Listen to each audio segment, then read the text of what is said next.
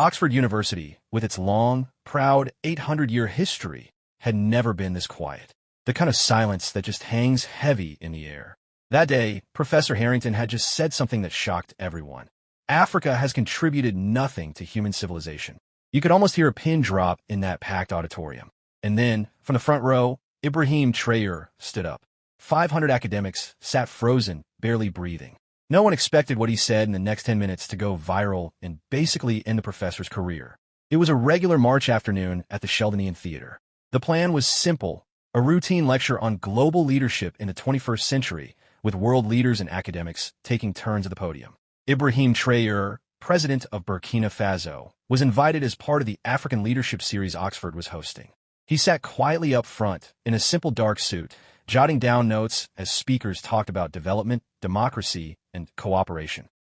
Then came Professor Edmund Harrington, stepping onto the stage exactly at 3:30 p.m. He was in his late 60s, silver hair, wire-rimmed glasses, the kind of man who carries decades of respect in his posture.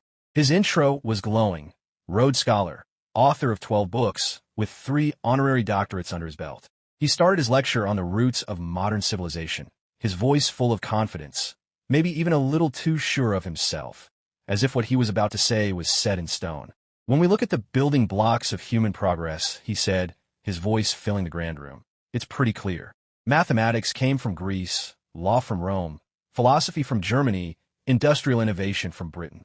He paused, scanning the crowd behind his glasses. The foundations of what we call civilization are clearly Western. Some people shifted uncomfortably. But Harrington pressed on, bolstered by the fact that these ideas had long been accepted without question in this academic setting. About 20 minutes in, he dropped the bomb that would mark the rest of his life. Sure, Asia gave us gunpowder and paper. The Americas had complex calendars. But Africa, he paused for effect, a slight smirk crossing his lips. I challenge anyone here to name a significant contribution to civilization from sub-Saharan Africa. The continent has been a receiver of civilization, not a giver. The silence after that was crushing.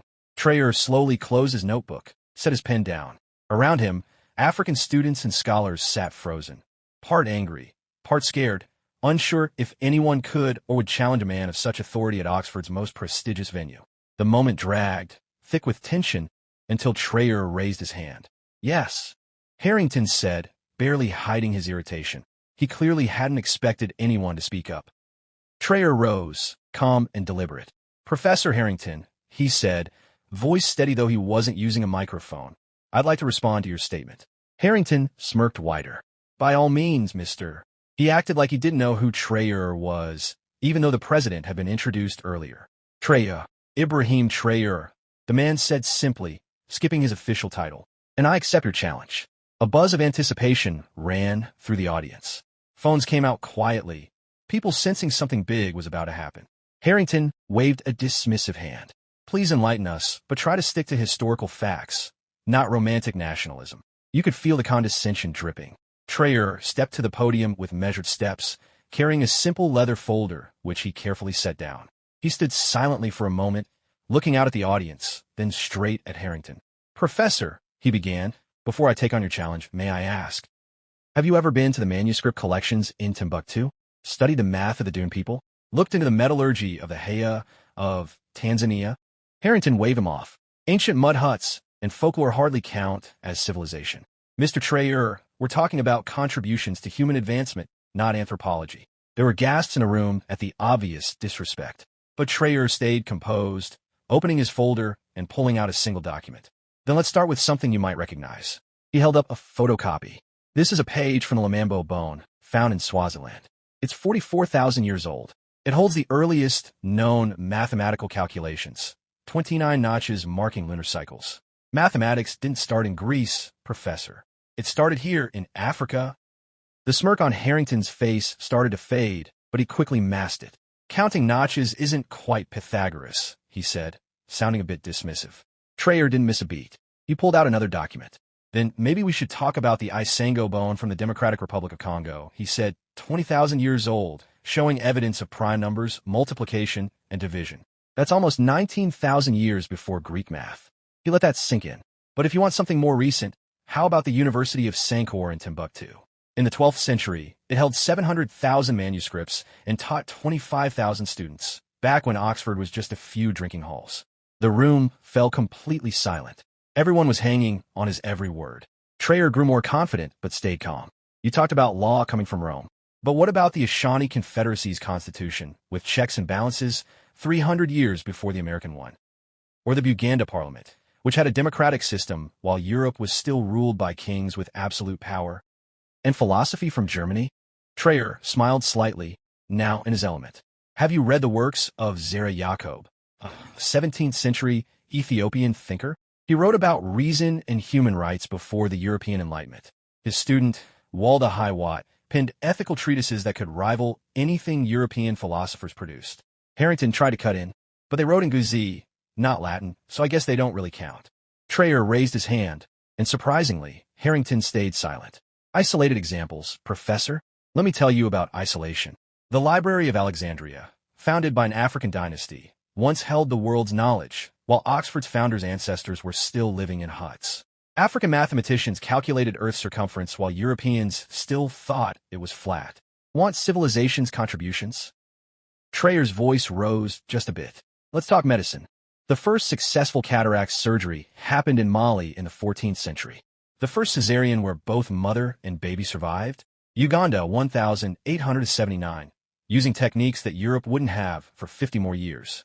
The first vaccination, not Jenner's cowpox, but variolation against smallpox, was practiced in West Africa and brought to America by enslaved Africans. He pulled out another sheet. Architecture. Great Zimbabwe's acoustic design beats some modern engineering. Nubian pyramids are older than Egypt's. The rock churches of Lalibela were carved from single volcanic stones with a precision that still baffles engineers. But maybe you haven't heard of these, Trayor said softly, because they don't fit your story of Africa as primitive. You could feel the atmosphere shift. Students who'd been slouching straightened up. Professors nodded, some looking uneasy, others clearly learning this for the first time. Harrington's face shifted, from smug to defensive, then to panic. But Trayor wasn't done. Let's talk metallurgy, he said with firm authority. The Haya people in Tanzania made carbon steel in blast furnaces 2,000 years ago, long before Europe's Industrial Revolution. The Benin bronzes are so masterful that when Europeans first saw them, they refused to believe Africans made them. They claimed lost Portuguese craftsmen did. So much for the primitive myth. Now, agriculture. Africans domesticated pearl millet, sorghum, African rice, yams, black-eyed peas, watermelon, and okra. They built complex irrigation systems across the Sahel that supported cities with hundreds of thousands of people. While Europe stumbled through the Dark Ages, the Dune people were perfecting terraced farming that's kept communities alive for over 1,000 years, under conditions where European methods would fail in a single season. Trayor paused, locking eyes with Harrington, who was sweating despite the theater's cool air. But maybe the most important thing, Professor, is Ubuntu. That's the idea that I am because we are. While European philosophers obsessed over individual rights and conquest, African thinkers developed ideas about restorative justice, collective responsibility, and human dignity, concepts the so-called civilized world is only now starting to grasp. The real tragedy, Professor Harrington, Trayor's voice softened but cut deep, isn't that Africa contributed nothing to civilization. The tragedy is that scholars like you have spent centuries erasing, ignoring, and belittling those contributions. When Timbuktu's libraries were overflowing with books, more than any European university, your ancestors called us illiterate. When our astronomers tracked stars, you called us superstitious. When our healers performed complex surgeries, you called us witch doctors. He pulled out one last document. This, Professor, is a letter from Cecil Rhodes, the founder of the scholarship that might have paid for your education. In it, he says African history must be suppressed to justify colonization. Your ignorance isn't accidental. It's a deliberate, systematic erasure of African contributions. And you've been part of that for 47 years. The room went dead silent. Harrington stood to the side, mouth opening and closing. No words came out. Trayor wasn't done. I could go on for hours. I could tell you about the Dune people's astronomical calculations of Sirius B, long before Western telescopes even knew it existed. I could explain the fractal geometry in African art that predates Mandelbrot by centuries. I could show how African call and response music gave birth to jazz, blues, rock, and nearly every popular music style you know. but I think I've made my point. He looked around and said, the real question isn't whether Africa contributed to civilization. It's why you, a professor at one of the world's top universities, don't know this. Or worse, he paused, locking eyes with Harrington, why you know it and deny it. Then, a young African woman in the third row clapped. Another joined her. Within seconds, the whole theater exploded into applause. Students rose, professors stood, even some administrators joined in. But the most surprising reaction came from an elderly white professor in the front. Professor Mary Whitfield, head of African Studies, stood and took the mic. Mr. President, she said, finally using Trayor's real title, as a member of this university, I apologize. Your words have exposed a shameful blind spot in our curriculum. I propose Oxford immediately review and revise our history programs to include the African contributions you've just laid out. The applause grew louder. Harrington, isolated on the side, looked around desperately but found no support. His decades of authority had crumbled in 10 minutes. When the applause finally died down, Trayor spoke again, quieter this time. I'm not looking for apologies, he said. I want the truth. The truth is, human civilization doesn't belong to any one continent or race. It's the sum of all human achievement, from the earliest math carved on an African bone to the latest scientific breakthrough. But as long as professors like Dr. Harrington teach a history that leaves out half the story, we just keep spreading ignorance and prejudice. Today, here in this room, we have a choice. Do we keep living a lie?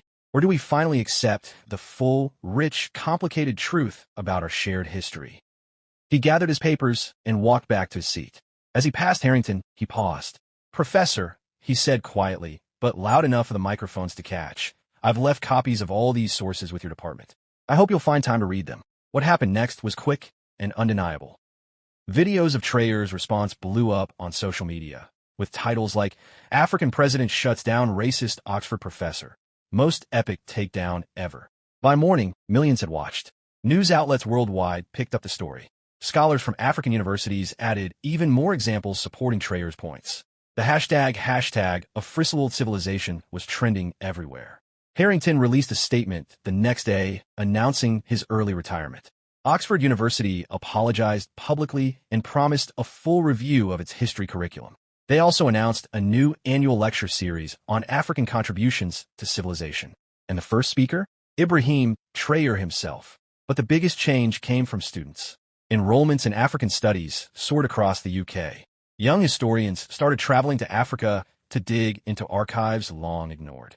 Timbuktu's manuscripts, Dune's astronomy, traditional healers' medicine, all became serious academic subjects. A year later, Oxford unveiled a statue in its main quad. Not a Trayor, he politely declined. Instead, it honored Ahmed Baba al-Timbuktu, a 16th-century African scholar with 1,600 books on law, medicine, philosophy, and math, who taught generations while Oxford was just starting out. The inscription read, knowledge has no color, wisdom has no continent, and truth belongs to all humanity. Years later, Trayor reflected on that day. I didn't plan to give that speech, he admitted. But when Professor Harrington spoke, I thought of all the African kids who might hear that and believe it. I thought of all the brilliant African minds whose stories were erased or stolen. I just couldn't stay quiet. The real tragedy, he said, isn't what one ignorant professor said. It's that his views were accepted in a place that's supposed to stand for truth and knowledge. How many students sat through his classes over 47 years, learning those lies? How many went on to power carrying that prejudice? That's why I had to speak, not to humiliate him, but to break the cycle. When asked if his words were too harsh, Trayor shook his head. For centuries, African history has been written by those who enslaved and exploited us. They never wanted to acknowledge our achievements. When you've been denied your history so long, speaking the truth isn't harsh, it's necessary. Professor Harrington had 47 years to learn the truth. He chose ignorance. I just chose not to let that ignorance stand. Today, the Trayor moment is studied worldwide as a turning point in how African history is taught. It reminds us that real knowledge demands humility, curiosity, and challenging what we think we know. It shows that sometimes the most powerful weapon against prejudice isn't anger or violence. It's truth, delivered with dignity and backed by facts. And from Lagos to London, Cairo to Cape Town, classrooms now start African history lessons with a truth that should never have been controversial. Africa isn't just part of human civilization. It's where human civilization began. That silence at Oxford that March afternoon wasn't just the end of one professor's career. It was the start of a long overdue conversation about whose stories get told, whose achievements get remembered, and who really built the world we live in.